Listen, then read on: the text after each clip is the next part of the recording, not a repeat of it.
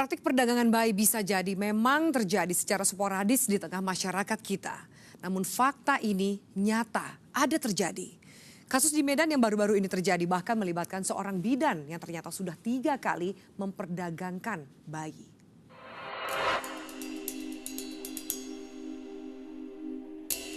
Sadarkah Anda bahwa buah hati kita selalu menjadi intayan? Ya, para anggota sindikat perdagangan bayi selalu mengincar para bayi sejak mereka lahir di rumah sakit. Standar pengamanan di rumah sakit kadang tidak berlaku bagi mereka. Dengan mudahnya mereka bisa membaur, menyusup, dan mendekati calon korban mereka.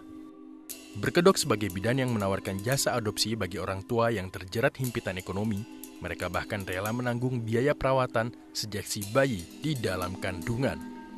Tidak tanggung-tanggung, bahkan biaya persalinan pun mereka lunasi. Tentunya dengan harapan saat bayi tersebut lahir bisa segera dimiliki dan dijual ke penawar tertinggi. Salah satu pelaku jual beli bayi adalah bidan MS. Bidan ini rupanya sudah cukup dikenal sehingga tidak perlu repot mencari kliennya. Bidan MS bahkan bersedia pasang badan sebagai penjamin biaya operasi dan perawatan salah satu kliennya dengan membuat surat pernyataan ke pihak rumah sakit.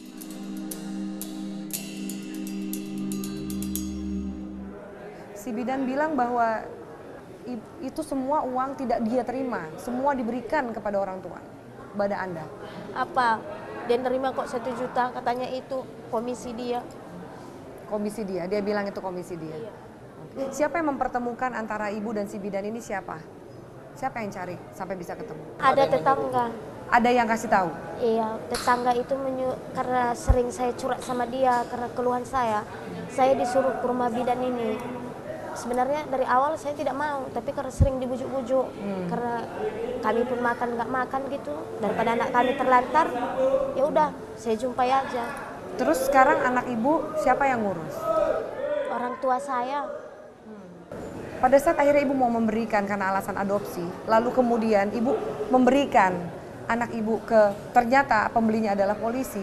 Pada saat itu bagaimana perasaan dan hati ibu? Bukan saya yang memberikan anak saya kepada si polisi. Bukan. Si bidan itu memberikan. Si bidan ini. Ibu ada di tempat itu? Ada. Kami Ada. cuma melihat saja. Karena dari anak itu berusia 4 hari kami nyentuh aja nggak bisa.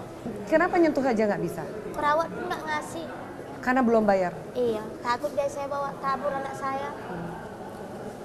Ada kartu BPJS, kartu-kartu bantuan untuk orang yang miskin, berobat. Apa ibu punya kartu itu? Nggak ada. Nggak ada. Tidak, kami ngurus. Saya sakit, 2 bulan saya sakit di rumah. Makanya saya tidak bisa bekerja. Uang persalinan anak saya habis untuk berobat saya. Uang persalinan harusnya ada tapi habis. Untuk perobatan ini. Apa kata rumah sakit kalau ibu tidak tebus? Kata rumah sakit itu kalau nggak ditebus suami saya dipenjarakan.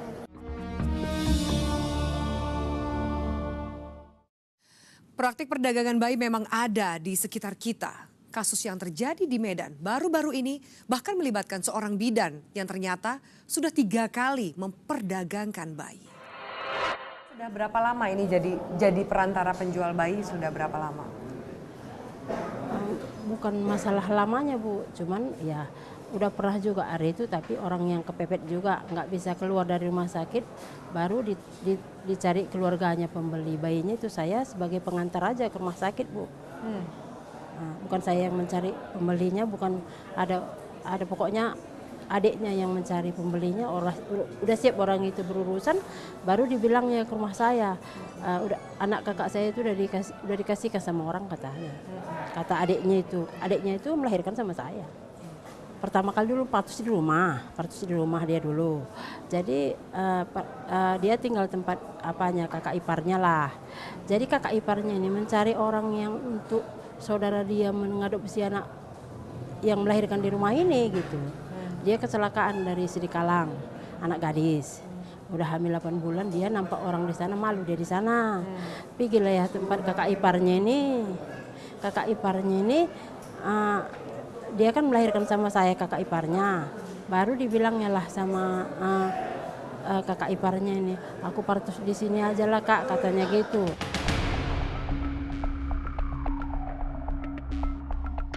Apa sebenarnya menjadi alasan terjadinya perdagangan bayi? Benarkah karena faktor ekonomi? NSI akan segera kembali.